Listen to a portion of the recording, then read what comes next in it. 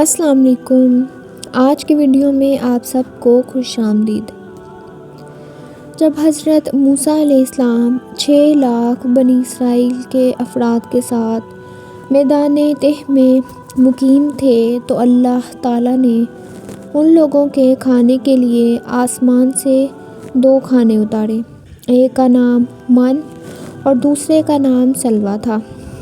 من بالکل سفید شہد کی طرح ایک حلوہ تھا یا سفید رنگ کی شہد ہی تھی جو روزانہ آسمان سے بارش کی طرح برستی تھی، اور سلویٰ پکی ہوئی بٹیریں تھیں جو ہوا کے ساتھ آسمان سے نازل ہوا کرتی تھیں۔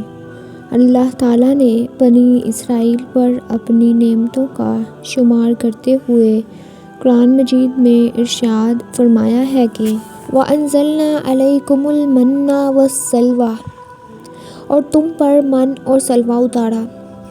اس من و سلویٰ کے بارے میں حضرت موسیٰ علیہ السلام کا یہ حکم تھا کہ روزانہ تم لوگ اس کو کھا لیا کرو اور کل کے لیے ہرگز اس کا ذخیرہ مت کرنا۔ مگر بعض ضعیف الاعتقاد لوگوں کو یہ ڈر لگنے لگا کہ اگر کسی دن من و سلویٰ نہ اترا تو ہم لوگ اس چٹیل میدان میں بھوکے مر جائیں گے۔ چنانچہ ان لوگوں نے کچھ چھپا کر کل کے لیے رکھ لیا تو نبی علیہ السلام کی نافرمانی سے ایسی نحوست پھیل گئی کہ جو کچھ لوگوں نے کل کے لیے جمع کیا تھا وہ سب سڑ گیا اور آئندہ کے لیے اس کا اترنا بند ہو گیا۔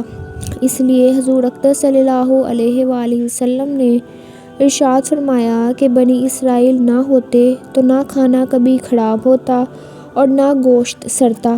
کھانے کا خراب ہونا اور گوشت کا سڑنا اسی طریق سے شروع ہوا، ورنہ اس سے پہلے نہ کھانا بگڑتا تھا نہ گوشت سڑتا تھا۔ ہمیں اللہ تعالیٰ کے دیے گئے حکم کو ماننا چاہیے، بے شک اس میں کوئی نہ کوئی حکمت اور مصلحت ضرور ہوتی ہے، بس انسان کی عقل اس کو سمجھ نہیں پاتی۔ اللہ تعالیٰ ہمیں بھی سیدھے راستے پر چلنے کی توفیق عطا فرمائے اور اپنی نافرمانی سے بچائے، آمین یا رب العالمین۔ ملتی ہوں آپ سے اگلی ویڈیو میں ایک نئے واقعے کے ساتھ، تب تک کے لیے اللہ حافظ۔